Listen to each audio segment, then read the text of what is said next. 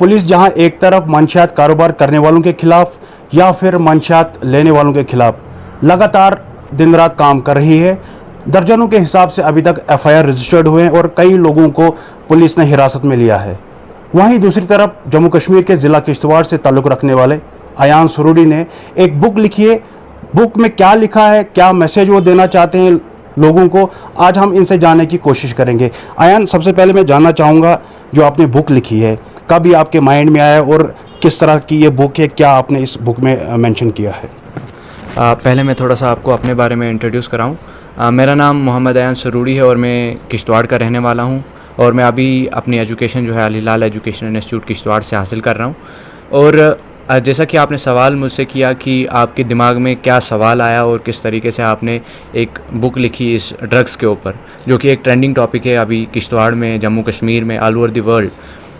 ख़ास तौर पे अगर हम इंडिया की बात करें। तो सबसे पहले तो राइटिंग का शौक़ मुझ में था और मैंने उस हुनर को जो है इसी पिछले कुछ सालों में जो है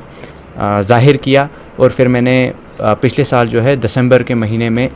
थोड़ा सा लिखना शुरू किया इस चीज़ के ऊपर। लिखने से पहले थोड़ी सी रिसर्च की कि किस तरीके से ये ड्रग्स काम करता है एक इंसान के दिमाग के ऊपर, किस तरीके से उस चीज़ को ना हावी कर लेता है उस इंसान को, और फिर किस तरीके से आजकल जो है हमारे यंगस्टर्स में फैल रहा है। तो रिसर्च के बाद जो है फिर मैंने इसको टाइप वगैरह किया और फिर एक पूरे अच्छे तरीके से इसका डेवलप्ड स्ट्रक्चर बनाया मैंने। और फिर उसके बाद जो है अपने गाइड से इस चीज़ के बारे में बात की, मुदस्सिर सर से, और फिर वो अल हिलाल के ही टीचर थे। तो उसके बाद फिर जो है मैंने इसको पब्लिश किया।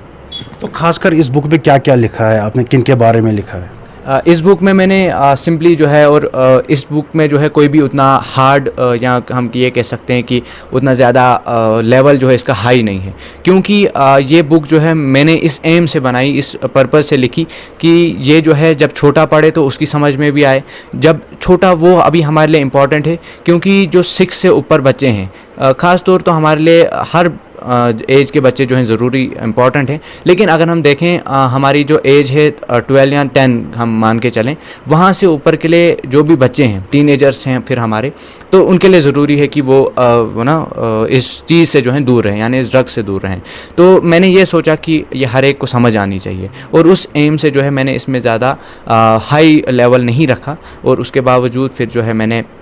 इसमें बहुत सारे मतलब जैसे टॉपिक्स को ऐड किया कि उसके बाद जैसे हमारे बहुत सारे टॉपिक्स ऐसे हैं कि जो अभी ज़रूरी हैं इस चीज़ से, अगर हमें वापस जैसे अगर हम देखें कि ड्रग्स किस तरीके से एक इंसान के दिमाग के ऊपर हावी हो जाता है, किस तरीके से अभी हमारे यंग स्टर्स जो हैं या फिर टीनेजर्स हैं उनको इन्फ्लुएंस कर रहा है। और उसके बाद जो है मैंने इसमें यह भी लिखा कि सिम्टम्स क्या हैं। अगर एक आपका लड़का है या कोई भी यंगस्टर है या टीनेजर है, वो इस चीज़ में मुलविस है, तो आप किस तरीके से ये पता लगाएंगे कि वो उस चीज़ में है। तो पेरेंट्स के लिए भी मैंने एक मैसेज लिखा कि किस तरीके से पेरेंट्स की जो आपस में जो म्यूचुअल कोऑपरेशन है वो किस तरीके से एक बच्चे के फ्यूचर में काम आती है। क्योंकि अगर हम देखें तो बहुत सारे ऐसे केसेस होते हैं जहाँ पे वालिदैन के बीच में झगड़ा होता है और उसकी जो उसका शिकार होता है वो फिर औलाद हो जाता है। तो उस वजह से जो है मैंने इसमें वो भी डिस्कस किया। और उसके बाद फिर उन नौजवानों के लिए जो इस ड्रग्स में जो है मुलविस थे, मुब्तला हो गए हैं, तो उनके लिए किस तरीके से ये ना रिहेबिलिटेशन होनी चाहिए, किस तरीके से इनकी जो है वो ना रिकवरी स्टेज किस तरीके से काम करनी है। तो उस चीज़ पे मैंने इस बुक में जो है डिस्कस किया है। तो अगर देखा जाए आज का जो माहौल, काफ़ी यूथ जो है ड्रग्स में मुलविस हो चुका है, तो जो आपने बुक लिखी है, कितना फ़ायदा उन यूथ को होगा जो इस बुक को पढ़ेंगे, और अगर उनकी फैमिली भी अगर इस बुक को पढ़ सकती है या पढ़े तो कितना वो अपने बच्चों को जो है वो इस ड्रग्स से दूर रख सकते हैं? देखिए, अगर हम देखें तो ये इंसानी फितरत है कि जिस चीज़ का इंसान को पता होता है वो उस चीज़ से दूर रहता है। तो उसी तरीके से मैंने अपनी तरीके से एक कोशिश की है। मैंने अपना एक वक्त दिया है सोसाइटी के लिए कि मैं जो वक्त दे रहा हूँ उससे जो है नौजवान उस मैसेज को लें, उस मैसेज को जो है अपने अंदर पूरा मुलविस करें, ताकि कल को अगर मैंने ये बुक लिखी तो इसका यही मैसेज है कि ड्रग्स से बच्चे दूर रहें। जो भी मेरे एज के बच्चे हैं या मेरे से बड़े भाई हैं जो मेरे, या फिर जो भी यंगस्टर्स एडोलेसेंट्स हैं, तो क्योंकि वो जो है मासूम होते हैं। हम लोग जो है अभी डेवलपिंग स्टेज में हैं और हमारा दिमाग जो है अभी अलग अलग तरीके की हार्मोनल सिक्रीशन करता है, तो जिसकी वजह से हम लोग ये नहीं समझ पाते हैं कि हमारे ज़्यादातर अगर हम देखें तो हमारे बॉडी में जो है मूड आल्टरिंग वो ना हार्मोन्स रिलीज़ होते हैं। तो उस चीज़ को मद्देनज़र रखते हुए मेरे को जहाँ तक लगता है कि अगर एक इंसान जो है अवेयरनेस के बारे में पढ़ेगा, क्योंकि अवेयरनेस बहुत ज़्यादा ज़रूरी है, तो वो मैंने फैलाई और ये अल्लाह ताला तक भी है और उन लोगों तक खुद भी है कि वो कितना इस चीज़ से जो है ये ना आप कह सकते हैं कि कितना वो इस चीज़ से दूर रहेंगे, कितनी वो इसमें हिम्मत करेंगे, क्योंकि ये ड्रग्स से दूर रहना और आज के दौर में एक हिम्मत का काम है। मैं जानना चाहूँगा कि जो यूथ है जो इन्वॉल्व हो चुका है ड्रग्स में या अभी इन्वॉल्व नहीं हुआ है, दोनों के लिए इस बुक में कितना आपने लिखा है और किस तरह से वो बच सकते हैं?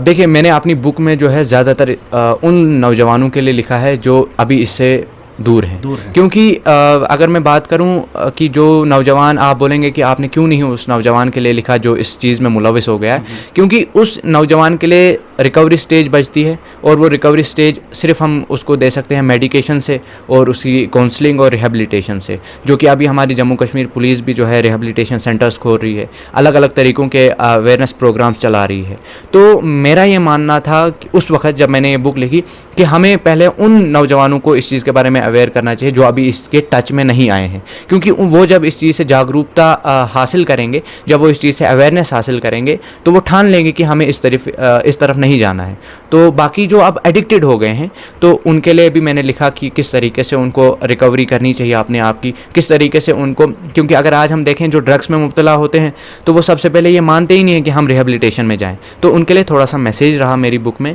कि आप रिहेबिलिटेशन सेंटर्स में जाएँ, आप वहाँ पे जो है, जैसे आप भी मैंने आपको कहा कि जम्मू कश्मीर पुलिस के बहुत सारे फ्री ऑफ कॉस्ट जो है मेडिकल सेंटर्स हैं, तो वहाँ पे वो जा सकते हैं, रिहेबिलिटेशन अपने आप को जो है रिकवर कर सकते हैं। कहाँ पे आप मानते हैं कि फैमिली की लापरवाही की वजह से बच्चा इस ड्रग्स में मुलविस होता है? कहाँ पर फैमिली जो है अपने बच्चे को कंट्रोल नहीं करती है और जिसकी वजह से उनका बच्चा जो है इस ड्रग्स की ओर बढ़ता है, उसके बाद जो है काफ़ी मुश्किल होता है उस बच्चे के लिए ड्रग्स से दूर करने के लिए? तो फैमिली के लिए क्या कहेंगे? जैसे कहा जाता है कि आपके वालिदैन जो हैं आपका पहला उस्ताद इकराम होता है, आपके वालिदैन जो हैं फर्स्ट टीचर होते हैं आपके। तो उसी तरीके से मैं ये कहना चाहता हूँ कि अगर एक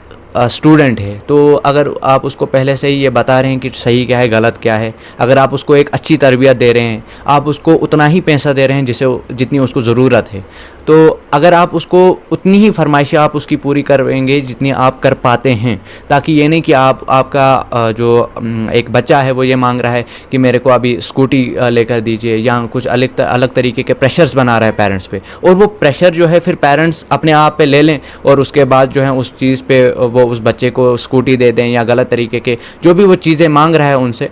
तो वहाँ पे जो है एक ये फैक्टर बनता है कि वहाँ से उस बच्चे में ये ख्वाहिश पैदा हो जाती है कि अभी आज मैंने इनसे ये मांग लिया प्रेशर के ज़रिए, कल मैं इनको अलग तरीके से ब्लैकमेलिंग करूँगा और मैं फिर कुछ और हासिल करूँगा। तो ये एक बात है। दूसरी बात ये है कि जो आज कॉमन है हम में कि अगर मेरा ही कोई छोटा भाई हो या बड़ा भाई हो, तो वो कहीं घर वालों से मांग ले 500 रुपये या 100 रुपये, तो विदाउट उसको पूछताछ के कि आप कहाँ ले रहे हैं या 500 रुपये किस चीज़ के लिए लग रहे, तो वो भी एक फैक्टर है जहाँ पे फिर जो है बच्चे की वो स्टेज शुरू हो जाती है जहाँ से वो फिर ड्रग्स या स्मोकिंग का जो है एडिक्ट हो जाता है। जो आपने बुक लिखी है कितनी कम ये आपने लिखी और कितना अहम इसमें आपने लिखा है?